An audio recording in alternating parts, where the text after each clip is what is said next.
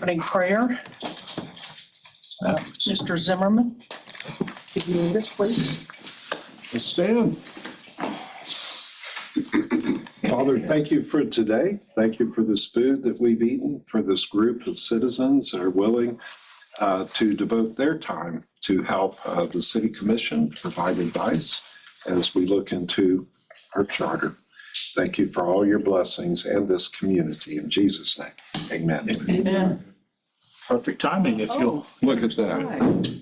If you'll face the flag, I pledge allegiance to the flag of the United States of America and to the republic for which it stands, one nation, under God, indivisible, with liberty and justice for all.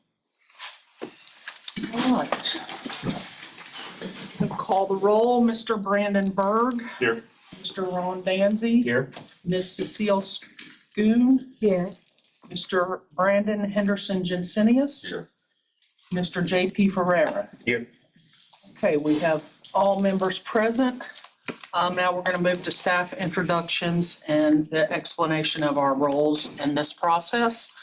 I'm the city clerk treasurer for the city, so I'm the official record keeper. I'll be keeping records and minutes of the meetings. I also do the treasury, but that's not really relevant here. And I call the order until we appoint the president. Is that what we're calling it? I think chairman, ma'am. Chairman of the board, Yep, and chaired by chairperson. And then I will turn the gavel over. So that's basically my role in this process.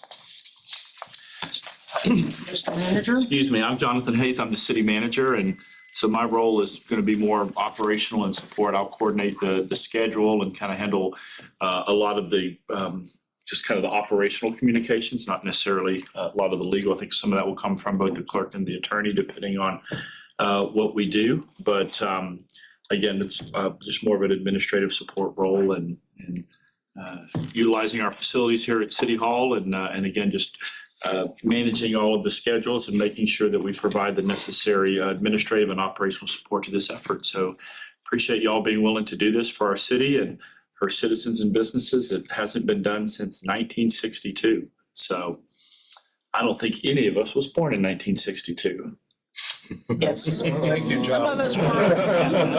I was going to say. Maybe on that side of the table. Yeah, but anyway, so I'm just glad to be a part of this historic effort for our great city. Nevin Zimmerman, city attorney. My role in the resolution, it mentions I'm the parliamentarian. That's something that I do, I guess, with the city commission on occasion. But my primary role is to really just be here to provide support for the committee. To help you provide context as far as the legal basis for a variety of different things that come about. I will walk through in a little bit some of the documents that have been provided to you that explain, where do charters come from? What do they do? How do you amend them? Some of the things to look at. But I also have Caroline Smith. Caroline is an attorney at Burke Blue and has provided all of the legal work on my behalf. And she's also done a lot of work on the elections issue. We did a redistricting about 2 years ago, and she did that work as well. So she is well versed as far as charter, elections, redistricting, things like that that help. Also, Lindsay Gross is sitting to my right, and Lindsay's our legal assistant who helps us and runs the city attorney's office, as we know. So we're here to provide support any way that we can.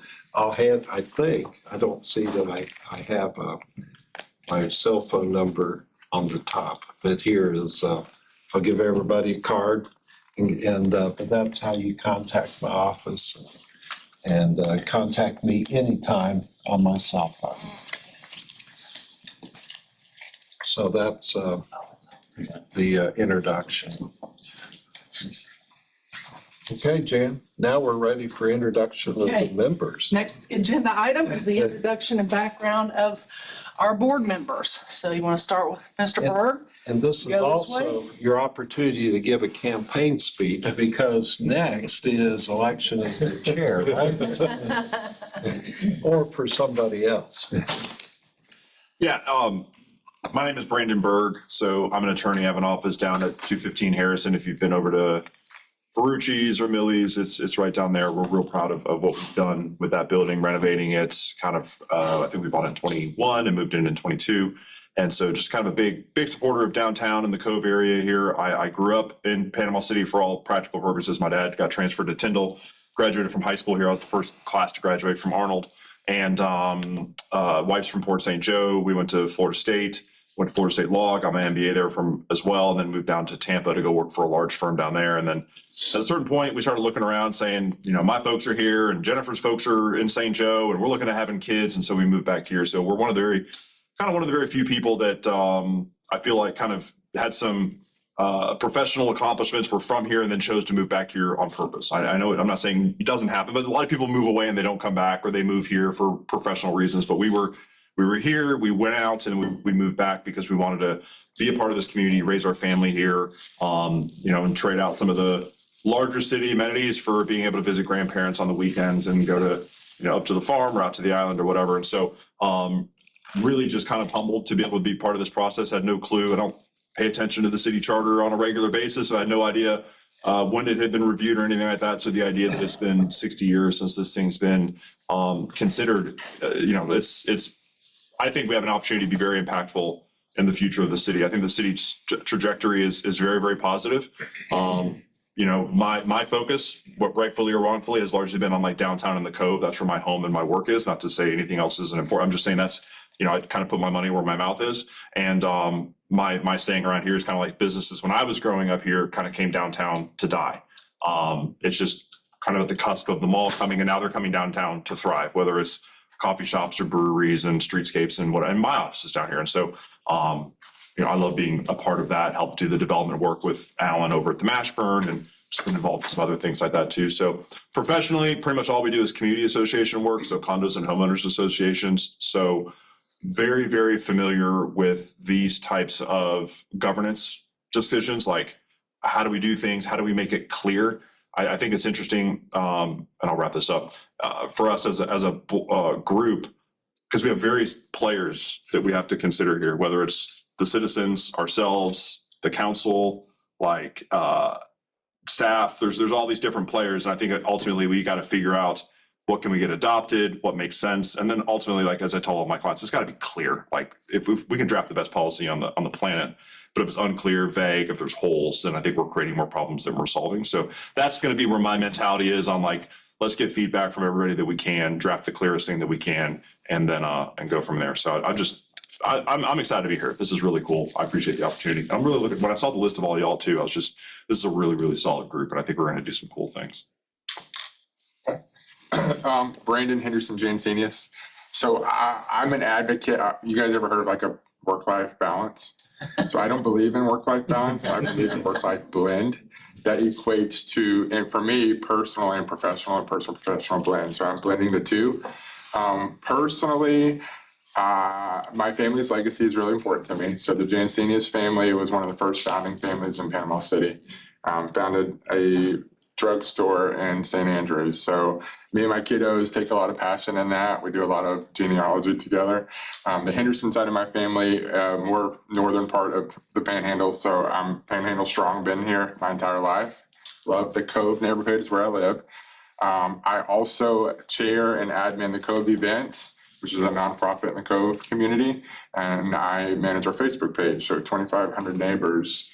And I get the privilege and the honor of representing them at all the commission meetings. I did do a lot of polls. I have a lot of community input where I pull a lot of feedback from the Cove community and downtown and get to share that with the city commission. So you'll see I'm usually a familiar face in the audience there. Professionally, I travel a lot for work. You wouldn't know because you see me here all the time, but I do. So I'm a COO of a coaching and consulting enterprise company. Specifically, I work with private equity firms in the service industry. So private equity has been a really big initiative in the business world the last probably 5 years or so. It's going to continue to be a big initiative. So I coach a lot of service industries on how to produce to a profit, to a bottom line, which is my financial literacy side that I'm super passionate about. And my coaching, my people, my culture.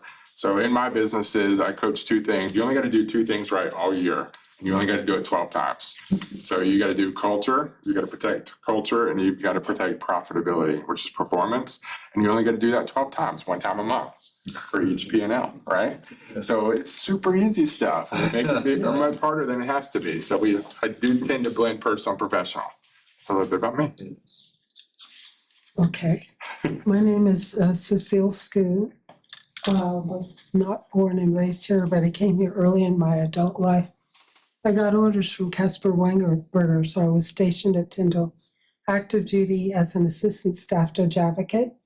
And I think at that time, the JAG office would meet downtown once a month with some of the local lawyers at the bar meetings. It was very informal, and there was so little development between the base and here. You just zip on down. We kind of got away from that as the base got bigger and bigger and more rules, but feeling very warmly received by the local community, seemed to really support the military.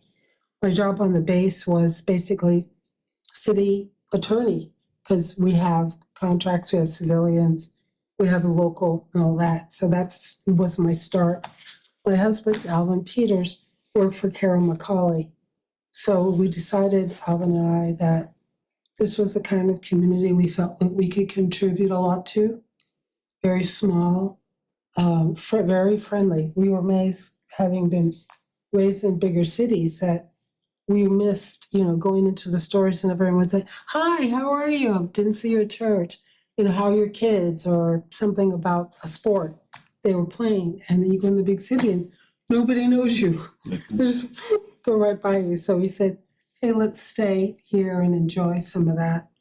In my private practice, I'm a small town lawyer, a lot of divorces, probate matters, and I'm specializing in employment matters on the plaintiff side, trying to make sure people get treated fairly and not be impacted by their packaging.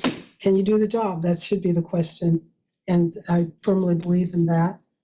Been very involved in volunteer work from the get-go. When I was active duty, I started the first Girl Scout troop, first Black Girl Scout troop in the county ever. And I was told that couldn't be done. I'm like, are you crazy? But we did that at the community center and became a pretty significant Girl Scout volunteer. And I've been either on the board or chairperson of most of the arts groups, undergraduate degrees in studio art. So I was on the Bay Arts Alliance, the Visual Arts Center, just a lot of them. And then when my children were in school, major volunteer in the schools. People thought I was a school teacher, but I was self-employed, so I could move my hours around. But I've been a board member of the school advisory councils for the elementary schools, the middle schools, the high schools, and sort of, that side of trying to help the community in education.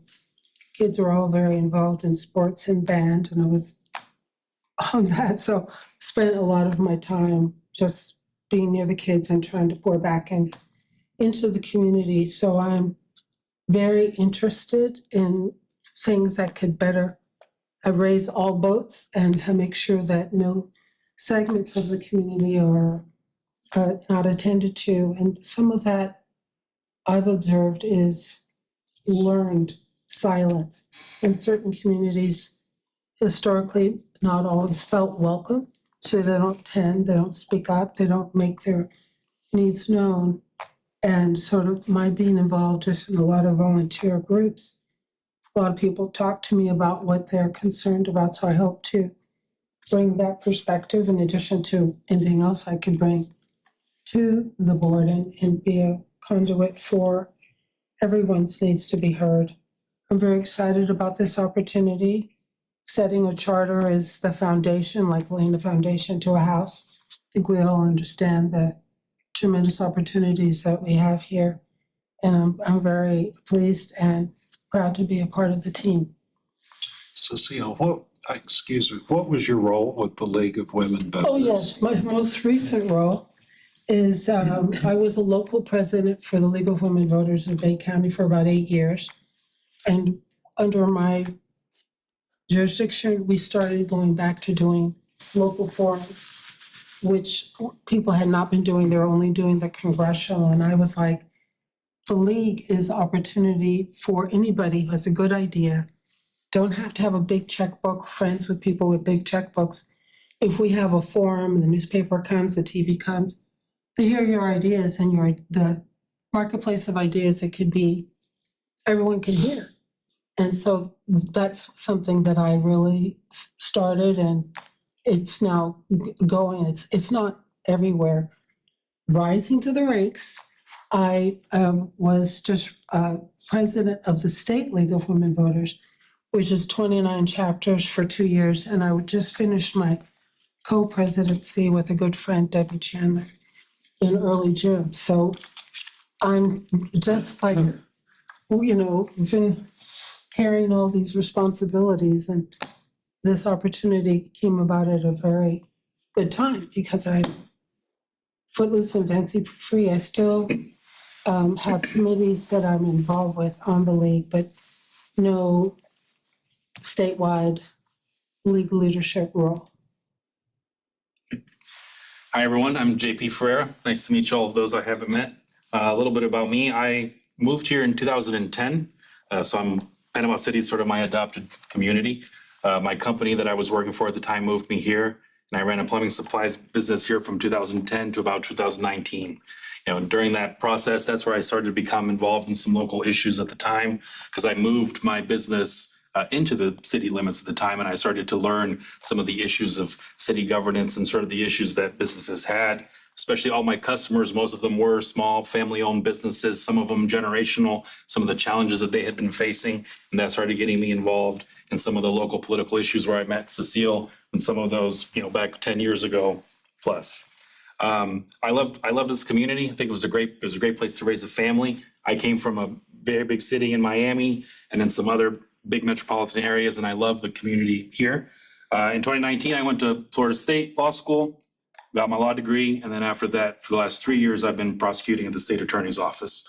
So I'm really excited about this. I love to nerd out on some of the intricacies of city law and municipal codes, and what our charter here, like I said, the foundation for what we have, and the ability to make it clear, kind of like Brandon said, to sort of lay out the roadmap for what the city can be in our principles. So I'm excited for that.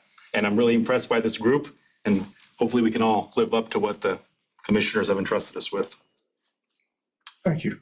My name is Ron Dancy. I was here last time the charter was done. I was 4. I've been a resident of Panama City since 1958, because that's the day I was born, and grew up right down the street at 931 Grace Avenue downtown. Been a resident of Panama City except for about 18 months, maybe 2 years, when I started a business in Enterprise, Alabama. I was in the moving and storage business and distribution business, owned warehouses, et cetera, for 35 years.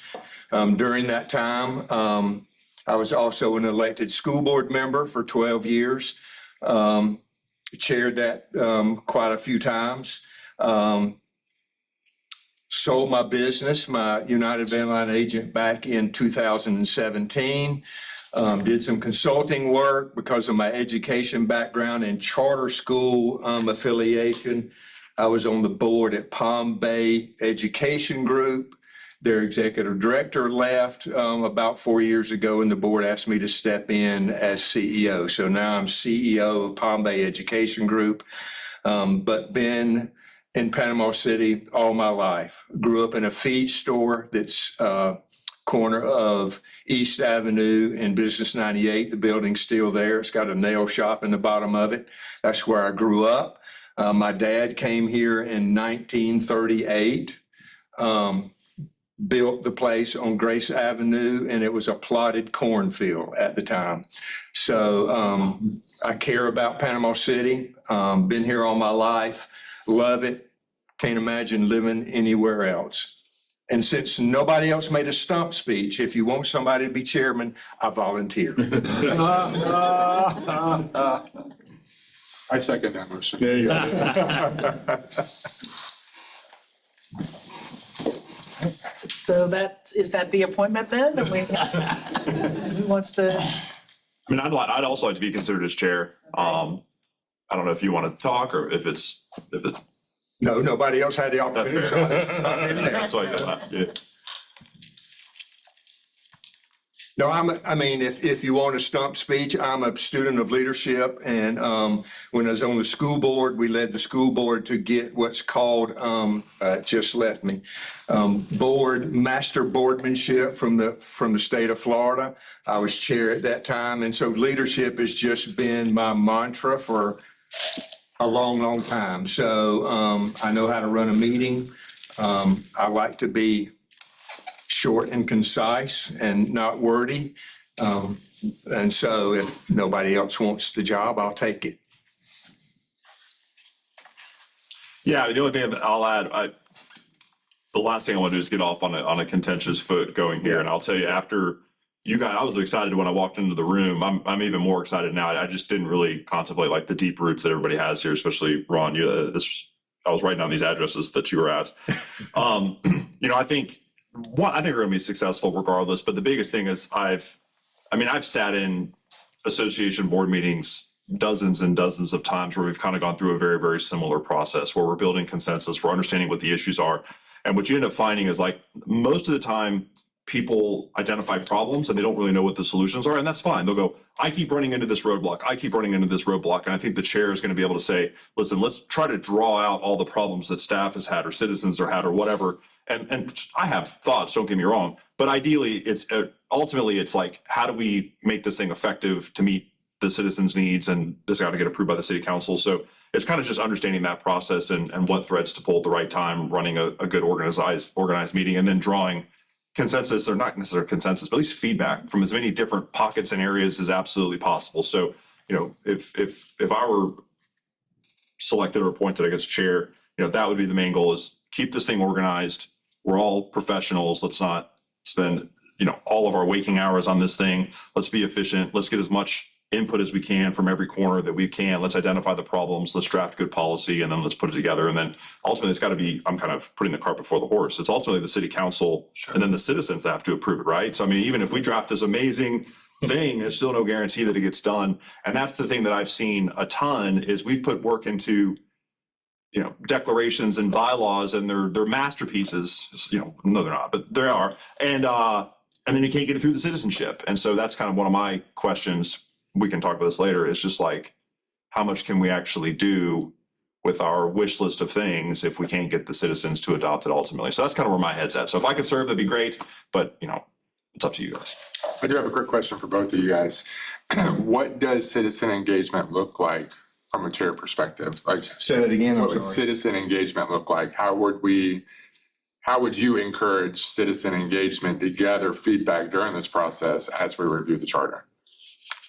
Well, I think it's already started happening because I've already had some conversations with folks, but I think continuing the advertisement, if you will, whether it's social media, whatever, that seems to work the best in today's market. But just make sure that they know that they can have their input, that we represent them. We were all appointed by a commissioner. They represent the city, and so do we.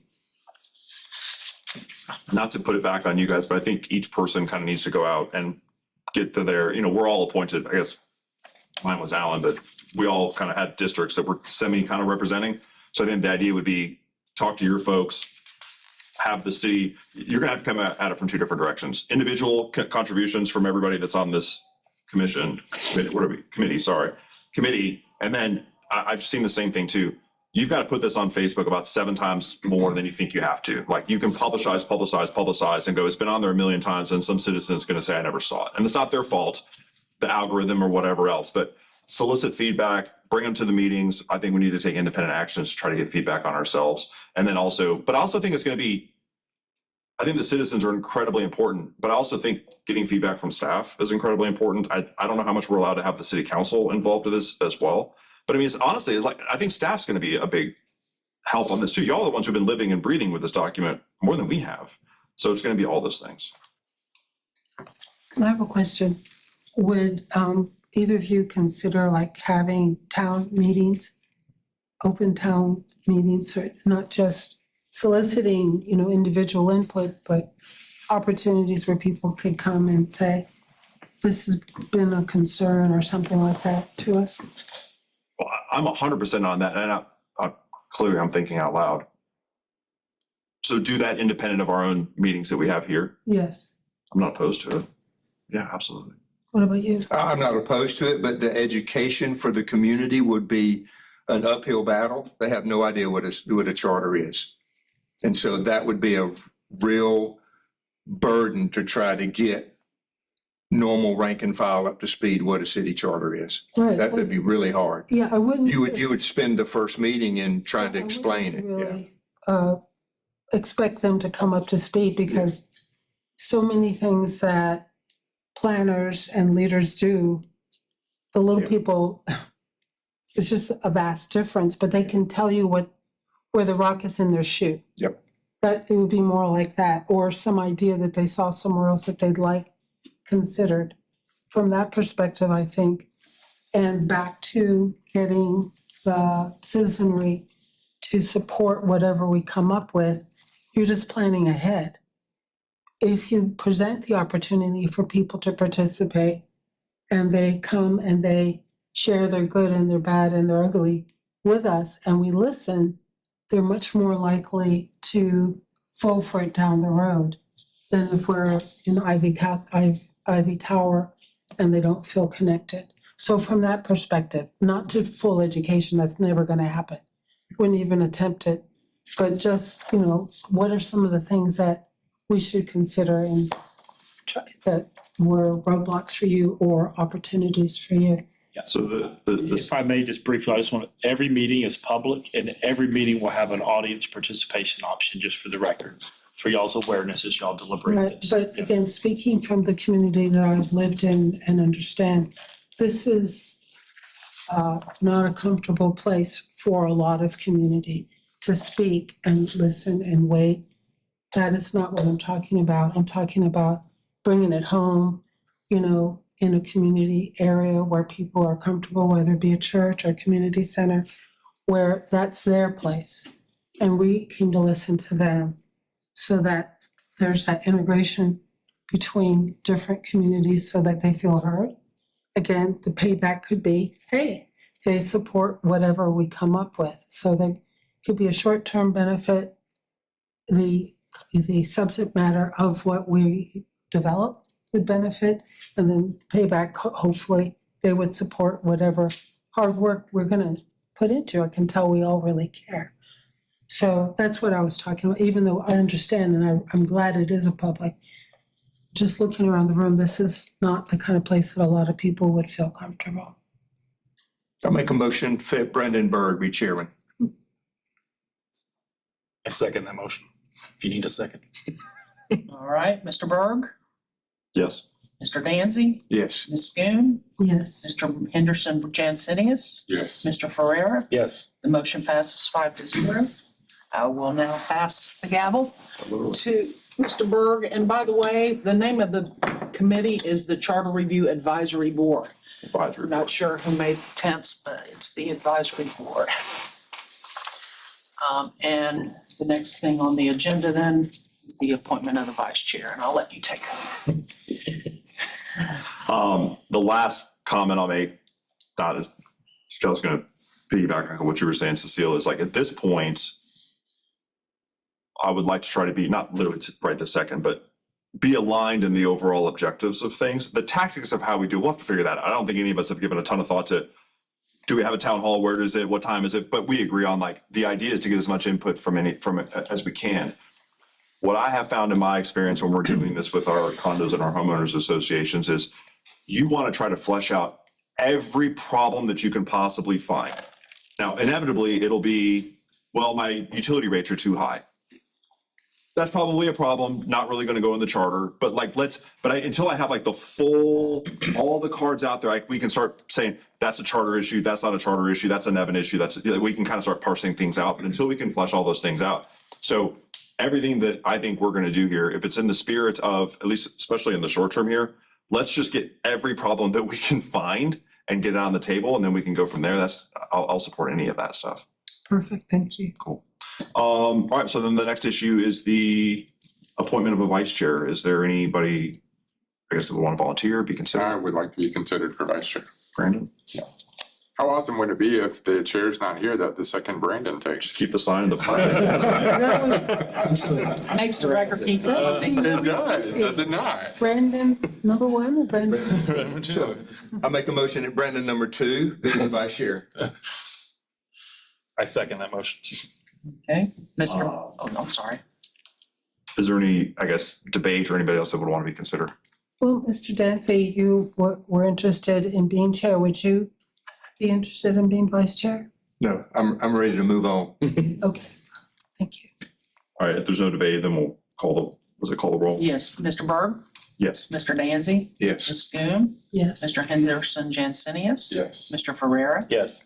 Motion passes 5-0, and I promise I won't stumble on your name every single time I say it.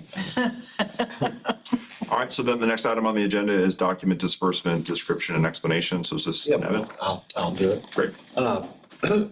You have an agenda and with a notebook, and what I thought I'd do is just spend a few minutes and talk about the documents that you have and provide a little bit of context of where we are, why we're here, and everything that you have, the city commissioners have seen as well.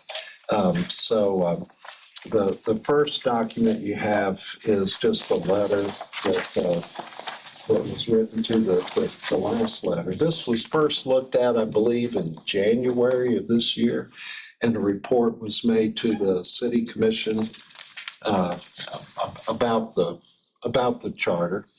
And then the commission voted 5-0 to let staff go back and bring back a process.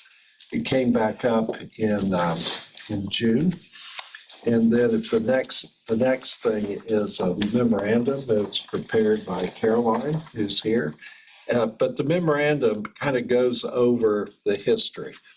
I believe, now I don't have it written down, but I believe it was 1908 when the city was formed, but that was the first charter. And then the charter was changed in 1928, 27 or 28. But what happened, kind of interesting, in 1908, Panama City was formed. R.L. McKenzie was the first mayor. Then Panama City became the county seat. When Bay County was formed, it was carved out of Washington County. And that, I believe that was in 1912 or 1913. And then there was a town of St. Andrews and the town of Millville. And then 1928, the act of the legislature merged the three into, merged Millville and St. Andrews into Panama City. And everything of any substance that a city would do until home rule in the until the 1960s had to be an act of the legislature. If a city wanted to borrow money, if a city wanted to adopt an ordinance, they didn't adopt ordinances. It went through the legislature, and all charters were legislative acts. They weren't voted on, by the individuals. It was all through Tallahassee. Then in 1963 was the last time the charter was redone, and that's what you are looking at is the 1963 charter that was passed by the Florida legislature.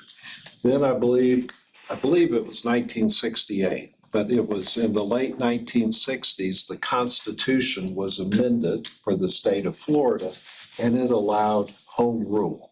So for the first time, counties and cities adopted ordinances. And they were able to establish their own laws, their own rule. And also there became a process where they could amend their charter. And it was and that's what came about. So, and then as time went on, I'll just hold this up as an example. We didn't do this, but this is, if you went to the website and you went to our charter, you'll see like the first item has all these editor notes.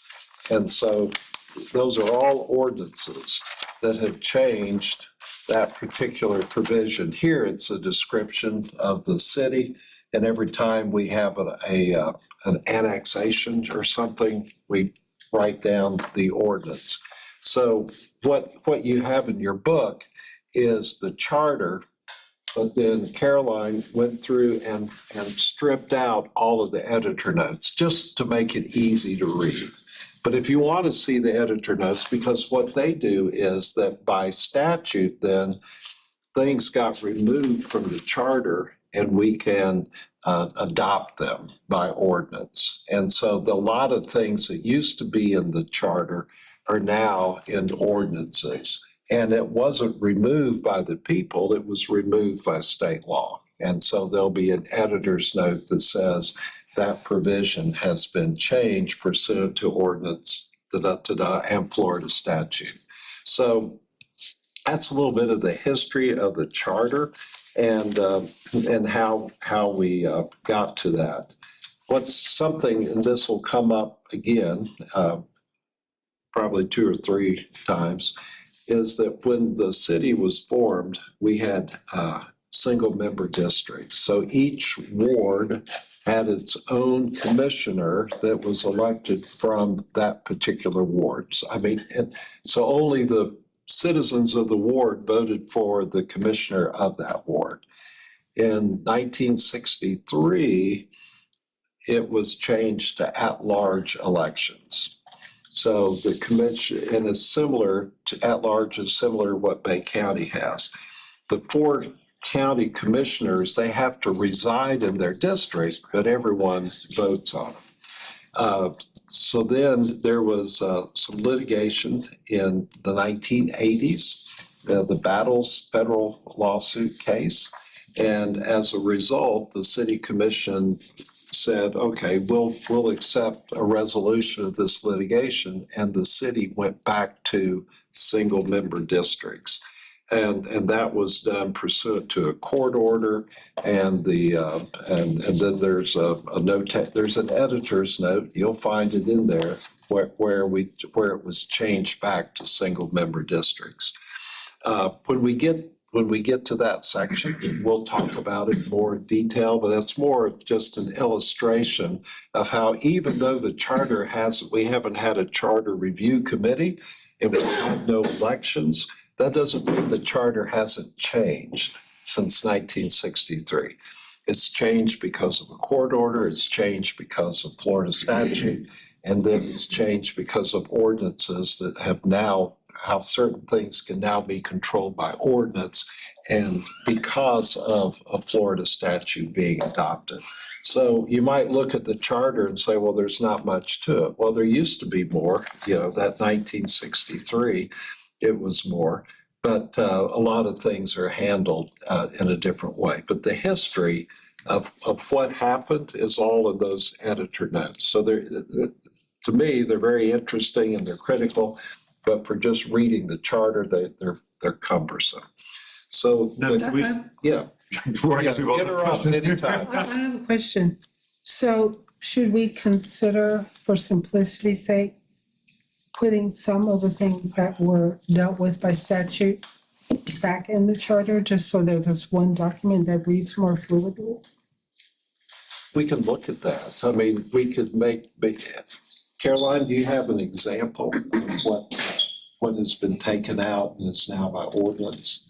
But we could. You've given some good, those are good examples, what you gave. The election code is now by Florida state law. rather than locally done. And so, Here's an Tax collector is with the county now, it's no longer with the city.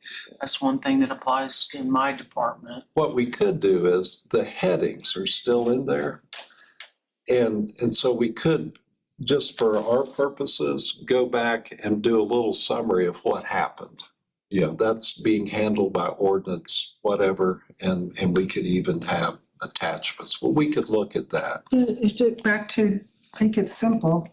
Yeah. You know, so someone looking at the charter, they're not gonna invest a day of going back and forth and having 3 documents. Oh, it's in here. Let me look here. Oh, Yeah. back over here. It's just one thing that sort of gives you a summary. If you really wanna know, then go to the controlling document that's cited, but just a little Yeah, we blip could, of what the meaning is. So if someone did choose to read the charter, they would understand it more. I view that as a tool to help put everything in one place. And to get public support. Yeah. Yeah, you beat me to it. I had a similar question. So this document that we have here, this is fully compliant with all the local laws, or sorry, like applicable laws. There's no contradictions in here right now. Like whenever I get a set of governing documents, it'll have things that reflected the law in the 70s and the 80s, and we kind of have to clean all that stuff up. You're saying this has kind of been a living document to where we're not doing any of that sort of administrative cleanup. This is a substantive thing we can work from. Yes, but when I say yes, it's what we had in 1963, but the editors, and when I say the editors, it's between the clerk's office and municipal code. And it's municipal code. They have gone through and already stripped out a lot of things that are there are some unconstitutional things in the 1963 document. It's already been removed. We don't have to remove that. It's gone.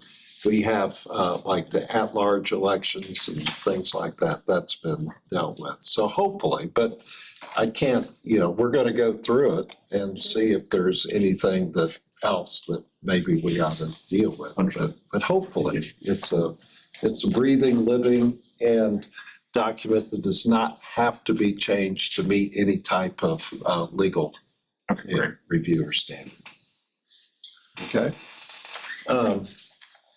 The charter, and that's kind of your outline of the charter. So the Charter Review Advisory Board, the commission expressed a desire to have it.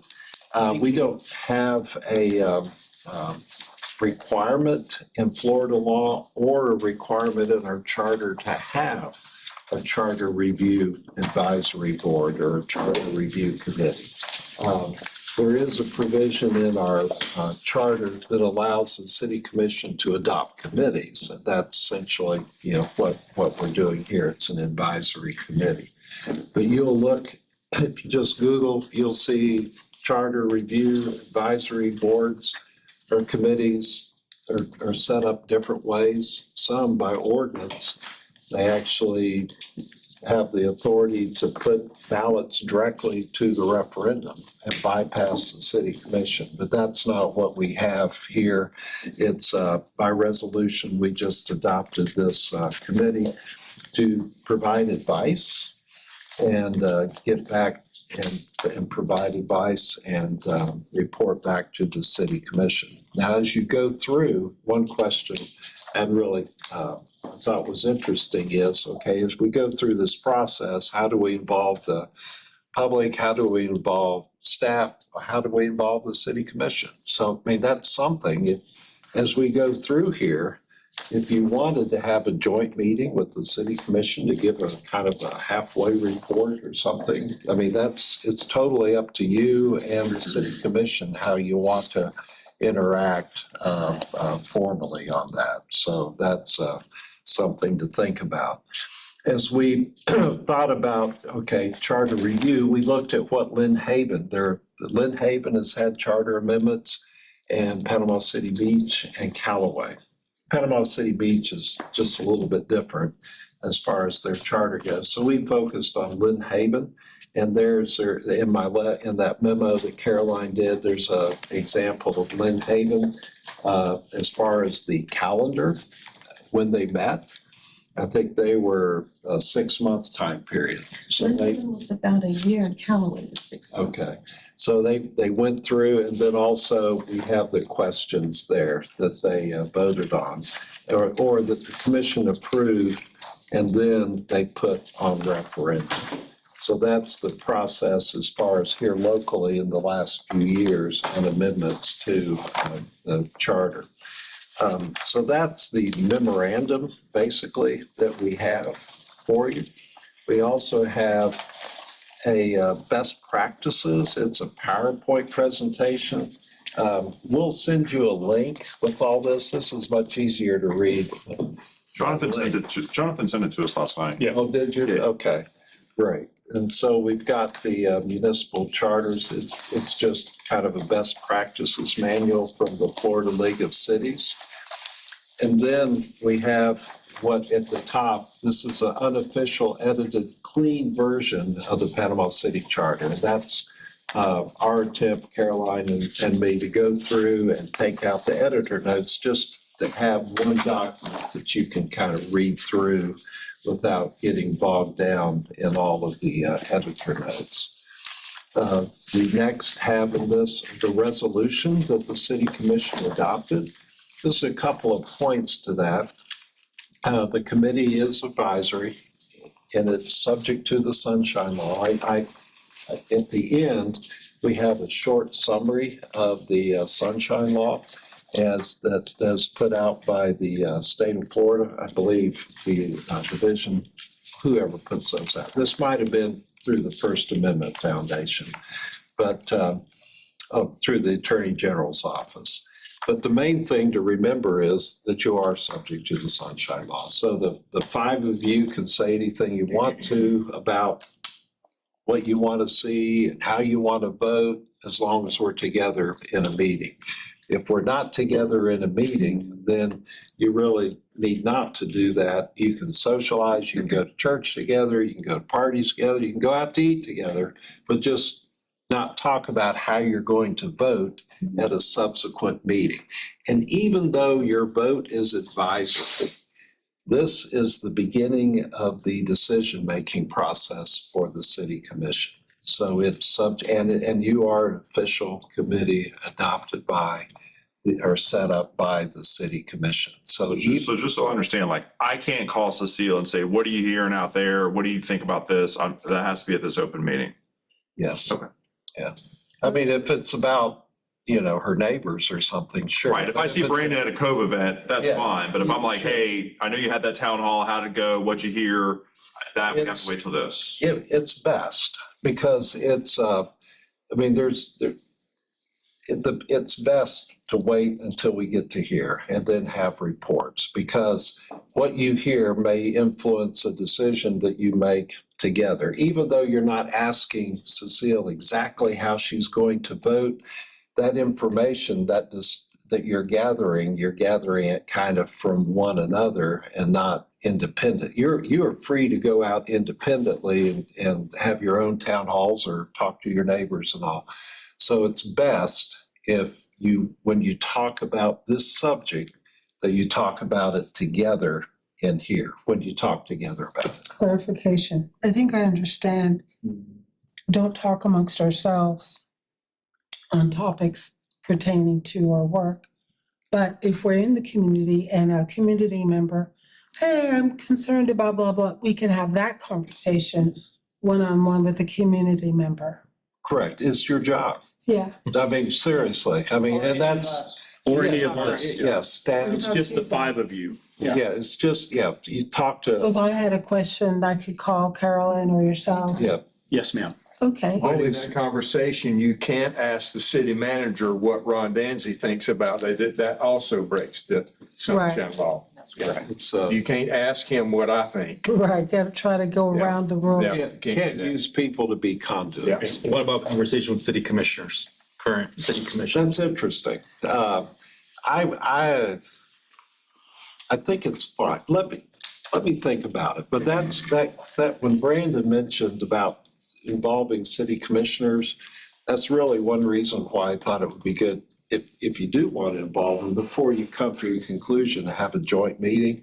But let me think about it because I actually, let me get back with you on that. I think it's probably fine one-on-one because obviously you want to report to the commissioner that appointed you and I'm pretty certain it's fine, but I want to think through a couple of issues because they're in that decision train. And I feel like it's fine, but let me give you something. Is it any official. different if it's writing? Like if we have some kind of summarization and then we email all the other members, is that a distinction without a difference? It is different. And give you an example with our city commissioners. We'll have a city commissioner that says, hey, this is what I think about a topic that's coming up at the next city commission meeting. And would you please share this with all the city commissioners? Perfectly fine. It's public. It's a public record. They're not communicating, one-on-one privately. They're communicating in writing and it's all public. And so that, and it's happening more in the last couple months even with our new commission because they're just used to communicating that way. And so we make sure that all commissioners get it. And Jonathan will send out an email, Commissioner so-and-so, everyone gets it. It's public. And so that is fine. But my request is send that to Jan or Jonathan, and then we send it out. See, when you get an email from me, I'll put in red letters at the top. Please do not reply all. Please reply to me or if you have any questions, talk to staff. But we just can't, we don't want emails going back and forth. That would be a violation that aren't public. So is that helpful? Yeah, I think y'all are gonna be great. This is going to be, you'll have good comments and we'll be able to conduct everything appropriately on that. So What's the actual process here? So we come up, we vote and we approve kind of a proposed charter. Eventually, I see the schedule here. It looks like I didn't realize I was committing for 2 years, but Yeah. I'm just kidding. you can do it in 3 months. That's like, God, I didn't know I was committing to 2 years. quite the sign up here. But, It's just 1 year. Oh, is it 1 year? Okay. So I went all the way down to the bottom and I said, No, that's all it's- February 27. I'm off. I'm off. Anyways, That's for the commission to get. we the- kick it up to the city council. Yeah. Or city commission approves it, then it goes to the citizens, and then how do they approve it? On the Oh, ballot. it's on the I ballot. have a majority of everybody or what's the threshold? Oh, majority vote. Yeah, 50% plus one. Okay, of all the citizens. Yes. Who show up? Who show Oh, up to okay, vote. well, that's a big difference. Yeah. Okay. Yeah, who show up to vote. Yeah. So, and unless there's a special election, that election would be in April of 27. That's why you saw the 2 years there. But you're right, all of the meetings are to occur. This committee isn't to exist more than a year. I don't know that it will take you a year at all, but that's. So historically, like I have not paid attention to these other charters. Do they tend to get passed? I guess Callaway's passed, Lynn Haven's passed, the Beach is passed. Like there's the chances that this gets put up and then gets turned down, absent us doing something kind of. I don't know, Ron, you were there at the first. I know Panama. You can't second guess the voters of Bay County or of the city of Panama City. You can't second guess. I know some provisions in the past that Panama City Beach had failed, and I can't tell you which ones they were, but these last 2 examples, they were, approved. So is it up or down? Yes. Okay, well, we'll get into it, but Callaway's, you either approved all of the changes, you either voted yes or no on all of the changes.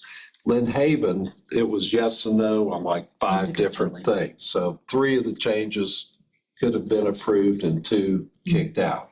So that's strategy. Strategy. Yeah, That's not the commission decision on how that. Oh, ultimately, but you can make a recommendation to the commission and then they make the final decision. purely been my experience, when you have some of these situations where you have a really antiquated document, if you can get like 85% of it kind of is, you can do that as one vote. And then you may have a few issues that are a little bit more controversial. So you don't throw the baby out with the bathwater by trying to put some, Trojan horse in there. That you then, because we have 50 years of catching up to do, like, let's not try to pass something else that's, perhaps more aggressive. That way we can get at least some momentum. I guess the Lynn thing, my guess is theirs had been reviewed not that long ago. So it's just a few discrete changes where it sounds like this is going to be a wholesale rewrite.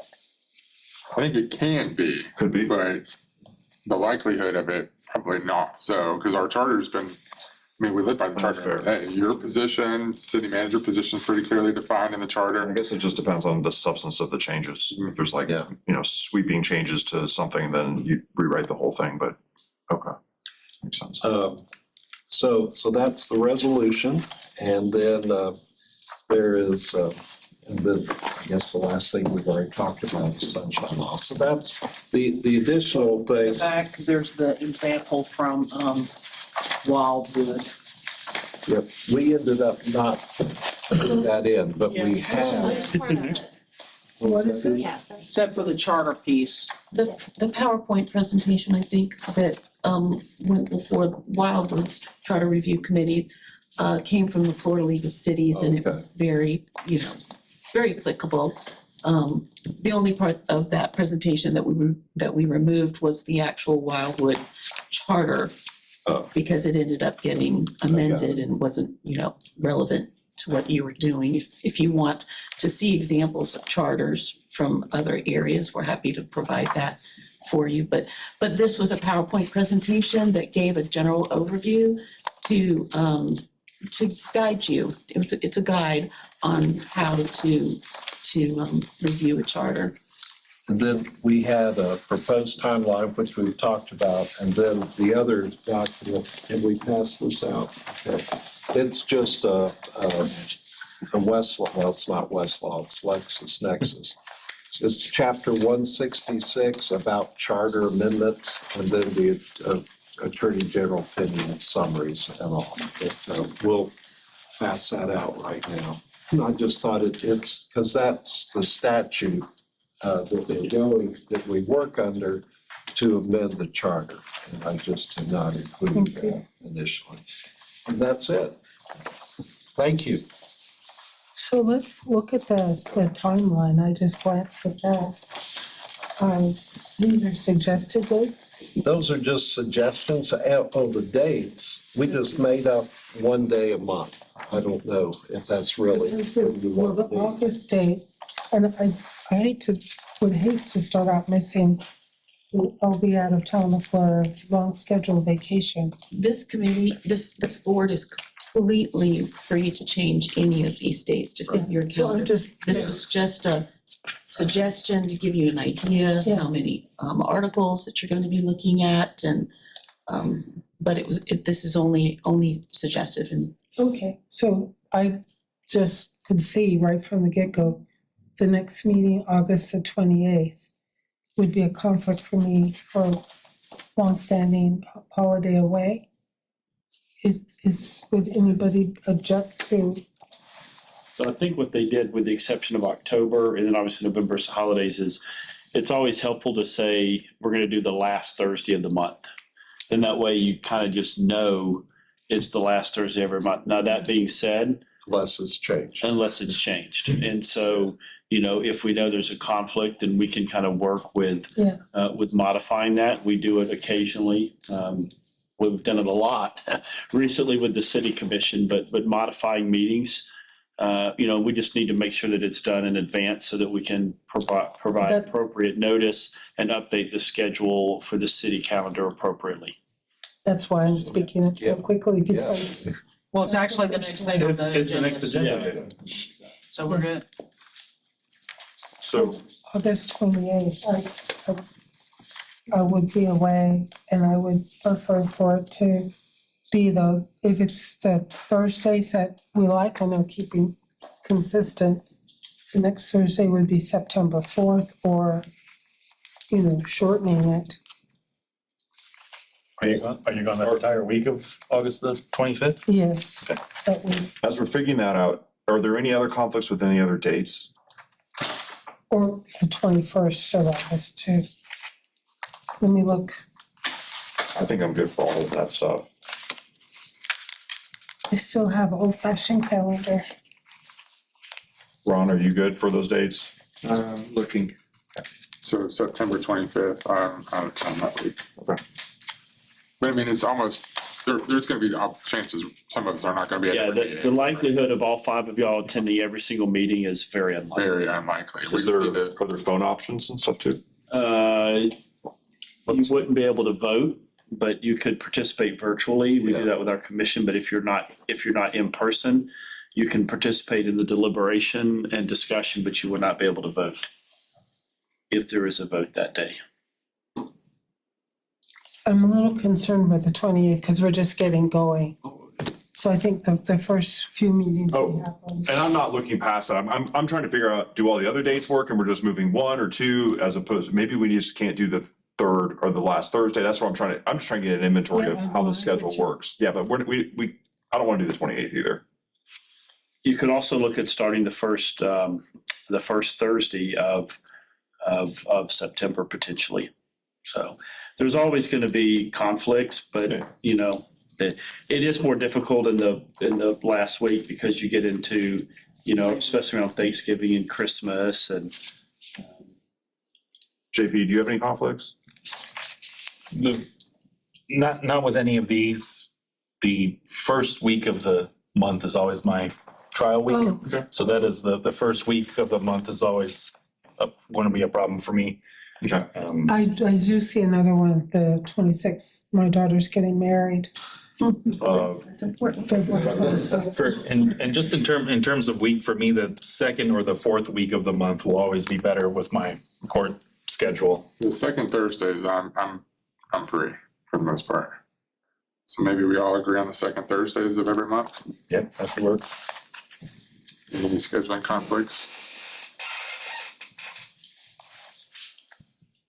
No, I don't have any scheduling conflicts for the second. So that would be what, August 14th, September 18th? August 14th, I guess I'm starting. Yeah, that would be the second. August 14th.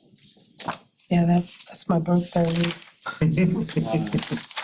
Today's my birthday. Oh, That's right, Jan. Happy birthday. I mean, 2 weeks might be kind of quick. You Yeah, maybe we started on the If- 11th of September 1st. And what's the expectation? So is the expectation that we review the meeting items and come prepared for discussion? Or are we discussing at the meeting? Yes. All of the above. That's exactly. So in the meantime, before now and our next meeting, we can engage the public in the Article 1 and Article 2. We can gather feedback. If there's any proposed changes, we bring those to the. 2 weeks might be kind of tight. Is that your point? Yeah. Yeah, I would say Yeah, September. you could start it with the second Thursday of September. Second Thursday of September. Yep, September 11th. Oh, sorry, the second Thursday of the month, starting in September. Yep. My feeling, guys, is I don't know what problems that we're trying to solve at this point, right? And so I'm not saying we don't look at it in this order. I just also think it's a little bit like the dog that caught the car. It's like, I don't know what's the right way to go about it. So I'd almost want a little bit extra time, talk with staff, talk with councilmen or council members, go from there, and we come back in and we actually have an idea of, okay, I've read this charter now, I understand it, I've talked to some people, I have a general idea of what we're trying to solve here. I don't know if this schedule is too quick or not quick enough, or even the right way to go about it. And I'm not saying it's bad or anything, I just don't know. You guys will be able to adjust it as you move forward. I will tell you, when you talk to the elected officials, you're going to get 5 very different opinions. We talk to the 5 of them every week, so that might be more, you know, I think that will provide good clarity, but it's also going to raise more questions, which I think is also good and a part of the process. So I think, Can I make a motion, Mr. Chair? Yes, sir. I make a motion that we meet next on September the 4th? That's the New first week, meeting. right? Yes. And then we'll table the rest of the schedule until after that.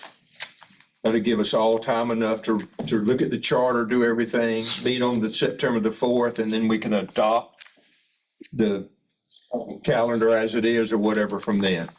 Okay, so your motion is to meet on September 4th at noon, and then we'll establish the rest of the calendar at that point. Yes, sir. All right, is there a second? Second. Is there discussion? JP, that's the first week of September. I don't have a trial in September. I'm okay. Yep. I can make adjustments for the 4th. All right, any other discussion? All right, Jan. Mr. Berg, Yes. Mr. Danzy. Yes. Ms. Schoon, Yes. Mr. Henderson Jensenius, Yes. Mr. Ferrera. Yes. Motion passes 5-0. Okay.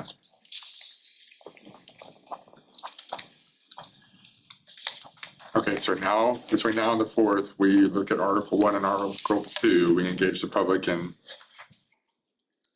feedback and bring that to the table, but we cannot speak amongst ourselves. Correct. Okay, so let me ask you, from the Sunshine Law, if I were to have a town hall meeting, could any of these guys also attend the town hall meeting without participating? Let's go back. Brandon asked a good question earlier about talking to your city commissioners, and the answer is yes. Okay, You know, you asked, and I hedged because I just, but anyway, the answer is yes. So you can talk individually to city commissioners and give them your own report about what's going on. Now, if you had a town hall meeting, what we have done, because that situation has happened with us, we'll have a meeting in a particular district and we advertise it. We would like to advertise it for you. You can advertise it however you want to. And we do have others that do come, but they don't participate. Yeah, they'll Is that a usually, fair statement? they'll usually sit If on it's the, advertised, if it's fully noticed, there's no reason why they can't participate. And Yeah, fully noticed. well, but they typically, out of respect for the person whose town hall it is, will typically sit in the back and just kind of observe and listen so they can hear everything firsthand. Now, when the meeting is over, you'll see people in the audience, both, go to each of the elected officials and engage with them. But that's why Kristen's important, because we'll want to make sure that if you do a town hall, that, that it's listed on the schedule so that no one will accuse us of trying to have secret meetings or because everything needs to be done out in the open and in the sunshine. so my understanding is we're not siloed from our board into any specific wards. We might have been nominated by commissioners of specific wards, but we're not siloed into conversations. Correct. yeah, you're citywide. So as we're thinking about this, I'm really bad about which of these things act independently and which of these things kind of all work together. So like you can please push back on this. Like when I'm looking at these sections, it seems like something like police protection kind of runs in its own world. Whereas if we're talking about city commission, mayor commission, city manager, those all kind of work together. Like it's hard to do one without sort of rippling out to affect the other. Is that making sense? Are there some things that we should look at? Like, listen, these articles I kind of all work together. And these are some other articles that kind of just run on their own that you could amend this thing and it doesn't really affect anything else. Yeah, for example, Caroline and I, and then we all talked about what do you do? How do you start attacking this whole charter? And we looked at how other charter review committees did, and then they ended up doing it as simple as this. They would take the existing charter and then they just walk down it. Others did it different ways. But yes, you could look at it and say, okay, we're going to do police protection, fire protection in one meeting. And then another meeting could be clerk, taxation, and finance. Those are all kind of similar type functions. But so my thought was, well, it's that first meeting where you talk about the charter in general, that's not going to take very long. But you're going to have a healthy discussion about the form of government. Is it a strong mayor form? Is it a council, a manager form? And that's all, and that will take a healthy part of a meeting because that's a critical thing. And so maybe that's the first meeting, and then you give you all time, and you especially, Brandon, to look at it as chairman, how you think it could be divided up. We're just here to, to help, facilitate, however you want to attack it. There's no rules. But I think the main thing is, kind of get a regular scheduled date and then be prepared to move it if you all need to, like the first Thursday each month or something. You had mentioned earlier that the election process had changed in the 80s away from what it was then to what it is today, where it's not at large. There was a lady that approached the commission several months ago that asked, could we go back? And that would be something, is there an opportunity to go back, or is that something we should engage the public in?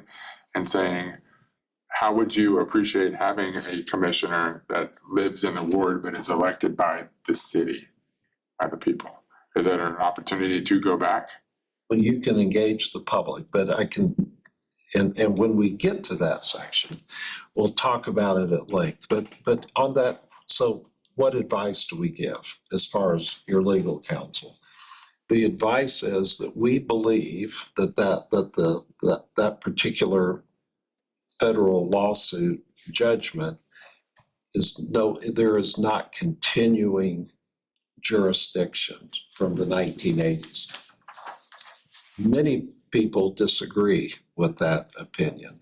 So there could be a possibility of the ACLU or others filing a lawsuit against the city if the city were to go back to at-large elections. Strong possibility of that. Very strong. Very strong. Very strong. Is it probably automatic? But I'll advise you that I think that there's no longer continuing jurisdiction and that's something that can be done. Now, just because that was an excellent question, the city commission considered that kind of that issue 2 years ago when they drew the lines for redistricting, because you have to redistrict whenever you're out of kilter population-wise by more than, it's not a mathematical formula, but more than 5% out of kilter. So we redrew the lines, the city commission did. And they got input from the NAACP, they got input from the ACLU, they got input from wherever anybody wanted to give us input. And they ended up redrawing the lines, but they preserved fairly consciously, but it was a majority minority district. And that is something that they said, we like that. We want to continue that. It made sense geographically. No neighborhoods were split. It's contiguous. And they didn't talk about going back to at-large elections or anything. But the litigation came up in that context, and they decided they liked what we had, and they continued. But to answer your question, it is something that you could talk about, and it's fair game and we'll just advise as to, risk of litigation, just, as a lot of ordinances, you advise on that. Does that advice need to be at the meetings, or can we send you emails or something before with an idea through a screen of making sure that everything is up to par on? All five of you individually, call me, call Caroline, call Jonathan, call Jan anytime outside of meetings. You can ask me, and that's email too, okay? Remember, if you do write emails, if somebody asks, I want to see all the emails from the Charter Review Committee, you're going to read about them in the News Herald. well, no longer, but anyway, someplace, maybe Channel 13. Brandon's Cove page, yes. Yeah. Brandon's Cove page, yes. My point is they're public. Yeah. But now, and then typically, when I get a email for a legal opinion from a commissioner, not a formal opinion, but just, I'll make sure that ultimately gets to all 5 of you. So you're not getting private opinions. Anything we tell you, all 3 of us, we're gonna try to make sure that you all get the same information. That was too tough a question in the first Listen, meeting. and you saved me from opening a can of worms by answering. So that's good. But something y'all will have to consider, and this is, this has been a topic of conversation, is as Panama City grows, especially with Panama City North, with the same size, pretty much square mileage, the 5% that Mr. Zimmerman talks about in order to protect the majority minority district, it's tough. So one idea has been floated that maybe during this process, we consider going to 6 commissioners and then the mayor, so you have 7, in order to, give kind of A voice. a choice, yes, and kind of just like a better representation of the type of city that we are. So that is one of the options that will be before y'all throughout this process. So I would just say that historically, the at-large has been a way to suppress Black representation, and that's known in the community and feared, and would start a lot of ill will. I Because actually that's the way considered, that I did people, consider that, because Ward 1 Yeah. always shows up to vote, and if Ward 1 is always voting, then they get the majority vote. I think So, it happens. it's just a history, The city, I should know the map, but the city that grows up, like, you're talking like up to 31, yes, sir. that draws, I mean, is that the same ward as this, like the Glenwood, Millville-ish areas? Or is that- The problem is the redistribution of the politician. Yeah. As it grows, you have to balance it. Well, that's where I'm going with that. Right now, it's with Sweet Bay. Yeah. So. And all Forest that, Park. It goes like this. Interesting. But Yeah. before the redistricting, it was part of the Glenwood. Ward. But there wasn't anybody up there. And so now. Yeah, but that's not the case anymore. No, there's so Rapidly, the I mean, idea of yeah, adding another ward is kind of interesting. it is, Me too. yeah. Because then you get fair representation, and it's not included in Ward 2. Right. It would be a way to balance everybody's concerns. So would you guys be open to, we're gonna meet on September 4th. I'll speak for myself. I have not read the charter, so give ourselves an opportunity to actually read the charter. If you guys are open to it, I'd love to, after I've read it, kind of say, here's sort of the buckets, the compartments of things that we can have, and maybe we can start frameworking it that way. Because I continue to feel like if you're talking expansion of city council seats and the manager's role, that all relates together, that you can't do one without the other. And so there are some things that probably aren't going to require nearly as much time, that we might be able to chip away at 3 or 4 of these in a single session, as opposed to other ones might require a ton of debate. So I don't mind sending out just a draft of here's how I kind of think I see this bucketed. And then we can come back at the next meeting on the 4th and have some substantive discussions. We can talk to our people. We can have read the charter. We're going to be in a lot better spot. And then at that point, we can game plan, all right, here's the next number of meetings. Here's kind of what we're going to talk about. And we can walk out of there with an actual plan. So I do like that idea. I like that maybe we come out of it with a list of 5 generic questions that we all go ask the public, instead of each of us having our own individual questions. Oh, Yeah, okay. that way there's and we are in separate wards. I mean, we all have different representation, but the questions, not that we can't be unique in what we're asking, and some things are important to us or our ward. Ward 1's gonna be different than Ward 2. Mr. Zimmerman, do you see any issue with us maybe down the road if the advisory board desires to do some type of online survey? No. I mean, there's no legal issue. And that was where I was going, because I knew that's where you were I'll going. probably use social media to poll and survey, at least with the Cove community. And individual commissioners. I mean, we had a city commissioner that was always doing surveys. And that's fine. And the thinking, and this is good discussion, but the thinking of the proposed timeline was just to, I think the first meeting of covering city commission and mayor commission, the different forms of government, that's gonna take a meeting. And then then leading up to that meeting, Brandon, you come through and think through how to, divide up the rest, and we can talk about it you can talk about it with the commission on September 4th. Yeah, again, when I look at this, and Grant, give me some grace here. Like when I look at sections like the city clerk, I just don't see a lot of passionate people, no offense to the city clerk, that are just like, this has been on my mind. I'm so glad this finally came up. I got real thoughts on the city clerk position. I do think on the expansion of the seats and the wards and strong mayor, weak mayor, city mayor, there's all kinds of thoughts on that. And then I'd love to see I'm going to do my own research on other cities that are in a similar size and growth, and what have they done and how have they been successful, or maybe there's examples of ones that have been unsuccessful. I don't know. But I'd like to come back in the next meeting and say, hey, here's some examples of things that have worked and not worked, having read the charter, having talked to some people. And if you do have some questions, I mean, we have a resource with the Florida League of Cities. There's about 400-ish towns, villages, and cities across the state of Florida.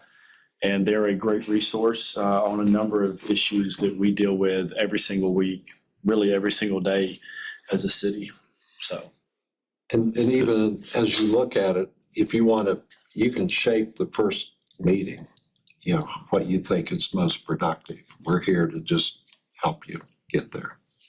I'm just trying to help myself get prepared, and that's why I'm sharing with everybody else. I'm like, read the charter, kind of compartmentalize this stuff, talk to some people, figure out what the big problems are, walk in prepared to that meeting on the 4th with an idea of like, here's what the next couple of months look like, and then we can tackle it that way. One of the things that I even just sitting here started to wrestle with is like, some of these systems make a ton of sense when you have faith in your leadership, and then when you don't, it's not nearly as much fun. I mean, like, I'll make no bones about it. Alan's one of my best friends. I love that Alan's been elected mayor. It's really, really cool. But then you start thinking, well, if you start rolling up more decision-making in that role, but then if it's your less favorite mayor, like perhaps some other ones that we've had, you're like, what's good for the goose is good for the gander, right? So you start thinking about these things, and it's not.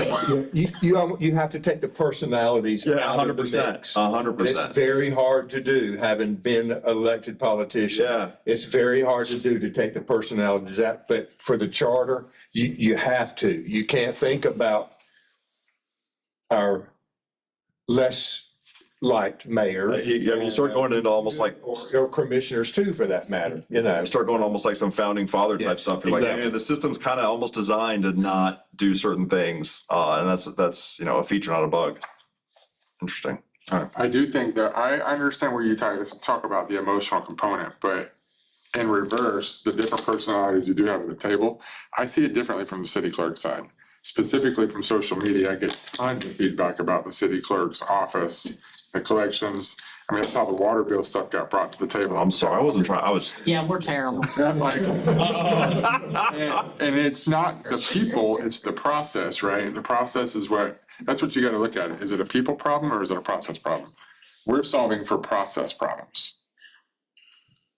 You're solving for process problems, but when you have a problem person in the system, that points out where things can go haywire. It does, it brings the emotional component. Well, it's not even the emotion, it's just like quick checks and balances. You want to give leeway for good ideas to get done efficiently with input from all, but there also has to be, hey, this person's gone crazy. We've got to have a process to check it. I mean, that's just. But as an advisory board, we are policy. We're not operational at all. That's that side of the table. So when we're thinking about things that we might want to change in the charter, operation doesn't come into it at all, really. It's the policy of it. We're not going to tell the water department how to collect utility bills. That's not part of our venue. So we have to be this is a policy document, not an operational document. Yeah, but the policy could be that the water department is separate from X, Y, Z. Well, you could, but that's a policy decision. That doesn't have anything to do with operational. Yeah. And you could debate back in the sixties that the clerk being over finance and water and department was scalable then, but no longer today. And should we policy change the policy? Same way with the city manager position. Not that I'm saying Jonathan's overwhelmed, but he does a great job on social media. So, Mr. Chairman, I liked your idea a while ago that at the 4th, we come prepared to talk about really the general charter.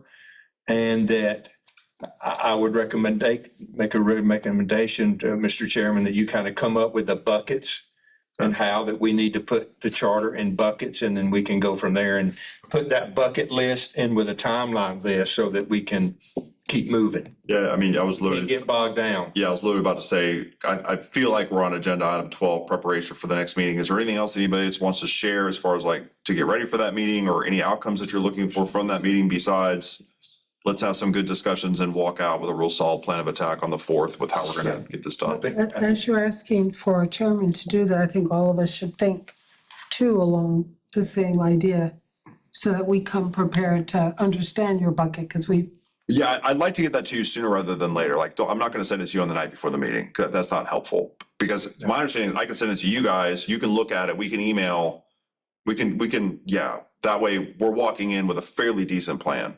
I would say as chairman, you kind of direct that meeting and the bucket list, get it to staff, they get it to us, and then, and if we have any ideas, we do the same thing. Yeah, I mean, as I know you've gone to a bunch of meetings and I think all of y'all have, when you get these board meeting packages at the 11th hour, it doesn't help No. out. So that's why I want to get it to you soon. Yeah. So the three of us, Mr. Chairman, we will work together, but Jan's office will we'll do an agenda for every meeting. Yeah. And we'll want to post it about a week out. So just keep that in mind. So one more question. Is anybody contemplating having a town hall meeting before we meet? I feel like we should meet first to kind of get our footing, and then I would be more prepared to have a town, I mean, I don't want to leave the community out, but I feel like I'm just like you. Okay, let's get our bearings first, but I don't know how. Is anybody else? I don't know. I'm not, but I'm not either. Yeah, I feel like we need to kind of get our footing and then, listen to others. I think we're way too early in the process for for a town meeting type. I public agree. input. I just Way wanted too to make sure I was. We don't know what we're talking about yet. Thank you. okay, we have a plan for the 4th, audience participation. Everybody in the audience here. Alvin left. Our audience, He sat through everything and then he had to speak up and Been there, let done that. The meeting's gonna be shorter because Alvin left. It's not on the agenda. Is there anything else worth discussing that you want to get off on your mind, off your chest, anything that type of stuff? How do you, I imagine you as the chairperson, are we going to have, if there is audience participation as this process unfolds, is there going to be similar to the city commission, audience participation to agenda items only? I think it's important that we hash that out now so that we don't, there's not a perception that we're doing it differently later because of specifics. For different people, yes, your point. Let's, No, it should be only related to the charter, period. back downstairs. Charter. yeah, and then where my mind went, what if we're discussing police and they want to bring up utilities? No. We'll handle that as well. Agenda items only. It's fair. My feeling is, it should normally stick to the agenda Only the items. charter. But honestly, not everybody has access. I mean, the issues of driving, babysitting, all sorts of limitations. If someone from the public wants to share something within a certain amount of time, you say agenda items first, and if there's time left over, I think we should just listen.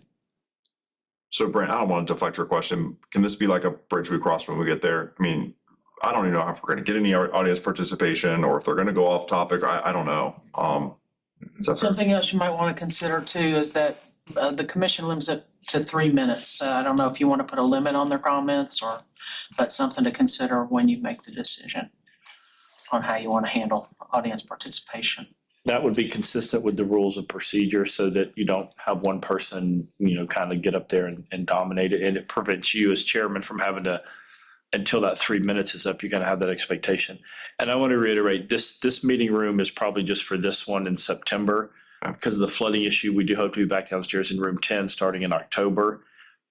Maybe November, but we're fingers crossed, right, Sean, by October. So it'll be a little bit, I think it'll be a little bit less of like a board meeting like this. It's more like a community feel, set up more like, it'll be a little bit more conducive to, I think, what you guys are looking for with the Are you concerned with citizens coming in and kind of almost like filibustering the meetings and?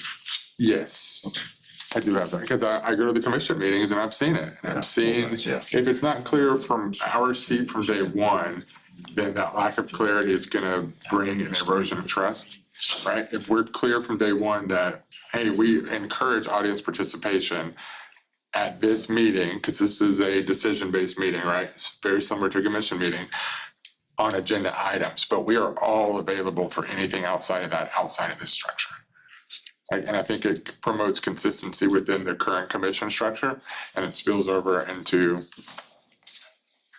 this board's. As a suggestion, just to kind of move it along, technically, right now, the mayor runs the meeting, so the chairman will run the meeting. The mayor has indicated that his desire is that only discussion on agenda items would be allowed during the meeting. But he hasn't implemented that yet, okay? I think it is next meeting or the meeting after. He wanted to have 2 town halls first. Yeah. So then, but the city commission, if they decide, let's let people talk about whatever they want to talk about because it's just makes more sense, they can have a vote. And then they vote and the majority prevails, and then they can decide to change what the mayor would like to do. So the mayor has the authority to run the meeting until the commission has a suggestion and there's a motion and a second and a vote. So we could just leave it up to the chairman for now to run the meeting and then go from there. Is that fair? Well, I think it's something, let's have it on the agenda for the next meeting, if that's something like a public participation policy. And as we work together, I'll preface this whole thing. I am good or bad about, I will say my mind, and then if I get outvoted, I get outvoted, and we'll go hug it out, and it's perfectly fine. I hear what Brandon's saying. My thought process was, let's not announce a policy until it becomes a problem. That I think we're gonna have more issues soliciting citizen feedback rather than like people taking over our meetings.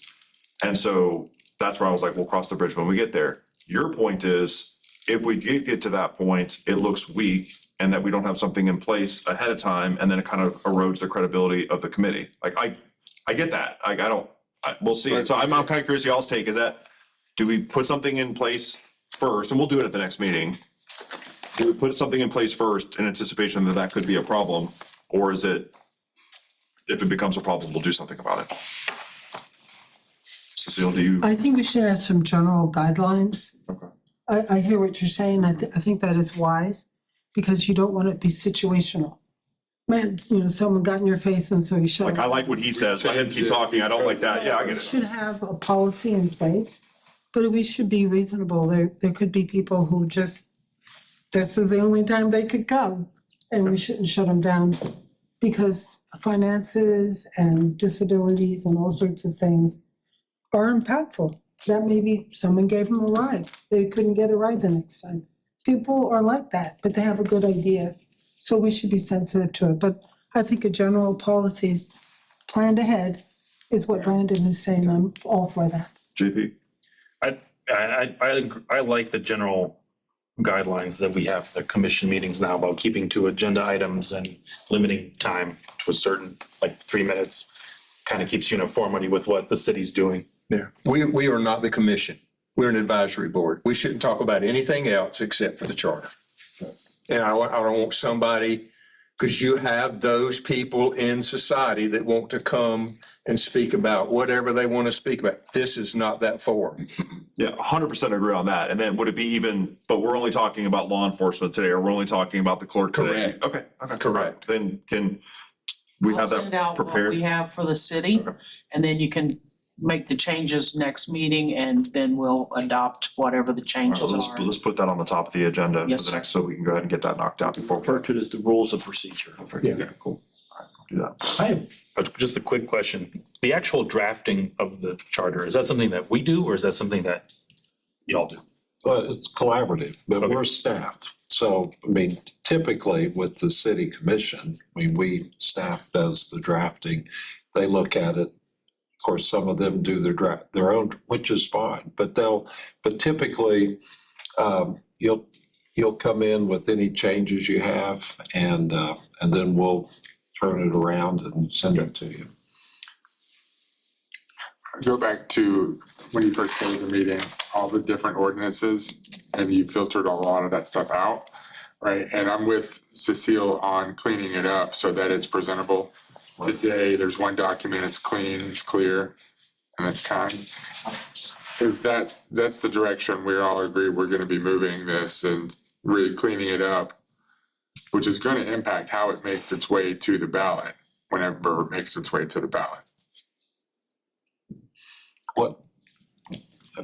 Based on Cecile's comments, I was going to chat with Caroline about some of those sections that are gone to try to put them back in just so you get the whole context. So just for purposes of having a big picture. So JP brought up a great point. Just sort of the dynamics of this. Let's just say, whatever, for the sake of argument, first meeting, we're talking about city commission. And then as a advisory board, we say, hey, we want it to look more like this.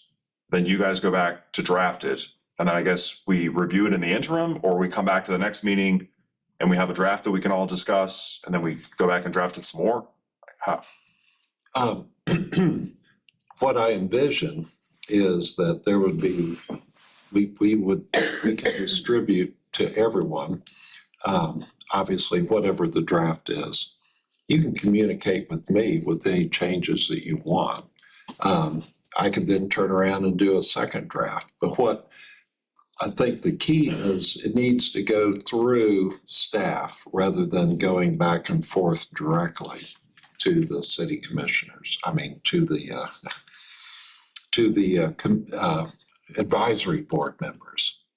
But no, we don't have to every month wait for another month to have, but you can send things to me. It would be Yeah, I fluid. was about to say, it's the other way around, it'll take forever. Yeah, Right. exactly. And my thought process there is just as we discuss these topics, do we want to discuss the topic, draft the changes of the charter before we move on to the next topic? And we can talk about that next time.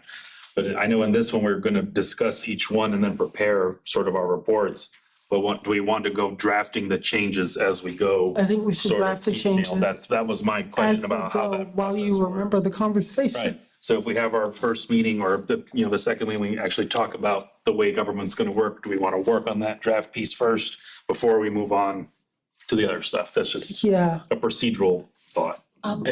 May I add to that, since you're on that topic? Of course, every charter review board does things differently. There's no one way to do it, but I've seen many of them, and I've reviewed many of them, and they will typically decide on an amendment that they want to recommend. They'll vote on it at that time and then set that aside, move on. And every time they decide on an amendment, they'll vote on each one individually, but then go back and review them, because as they move through, then they might revisit that. And at the end, when the report is compiled, then they, as a whole, vote on the entire report. I don't know if that Yep. helps you. It does. And my thinking there too is that then we can get public comment on something that we've actually suggested rather than an abstract question. So we can work on the amendment to the first piece, ask for public comment so that they can come to the next meeting or share with us, or that way if there's somewhat of a process and we integrate. But I think everyone hears voice today, including the community somehow, but they're actually commenting on something that we've suggested, not abstract ideas about utilities. So That's a good idea. that's just the, Excuse me, I think the key that Caroline said is that you can change your mind. You can go back at the end and as you Which is consider. what you were saying, Right, so how we- things are interconnected. right, so we can allow the public See comment it till, and then go back. I hadn't thought about that. There's probably some stuff that will come up months later. They go, oh, wait a second. If we do this, we got to go do a callback to month, whatever. Yep. Yeah. So you could make a recommendation, vote on it and decide, yes, we want to recommend this, but at the end, you might go, oh, maybe not. Now we don't want to do that and remove it. And I think you'll find that, there'll be times of casual conversation, kind of like this. But then there's going to be like very formal parts of this process too, where staff will say, hey, we need to make sure there's a consensus here. Not just, oh yeah, we kind of sense that, like you guys will have to, you'll be, Bite the bullet. motion second, Bite the bullet. vote, and let the chips fall where they may, so that we are carrying forward recommendations to the commission in a very formal fashion with a clear documentation. This is what the commission or the committee felt. Can I say one thing in conclusion, maybe? And the chairman alluded to it a while ago. We are an advisory board. If I don't get my way, it's okay. I'm moving with the board. There again, you throw away your personality. We have the power as an advisory board, not as individuals. So if something comes along and I'm not really in favor of it and y'all vote for it, we're going ahead and I'm on your team. And that's the way advisory boards and boards should work. right, I mean, I've also taken, and I've had the opportunity to review a charter, which my lead business, we would review from time to time, different issues, usually redistricting. It gives a level of honesty if there is a minority viewpoint. Yeah, I absolutely. strongly feel this way, and we should be encouraged if you do strongly feel as a minority viewpoint, but then, as you say, the majority rules. This is how I feel, I was overruled, I'm going to support the majority. But just when you look at the work that people do and you see that respectful division, it actually encourages more understanding of the community because they know all sides were heard versus just, everybody said the same thing. In Absolutely. those situations where there's a reason for Absolutely. a division. Yeah. If I saw that, that actually gave me more confidence. It was fully discussed. And it just went that way, and we're a democracy and we're going that way. I like that a lot. Awesome. Thank you. Move we adjourn? Yeah, I was about to say, entertain a motion to adjourn. Ron, I'll second that. Cecile. All right. I know that's not a non-debatable thing, so all in favor? All in favor? Aye. Aye. Okay.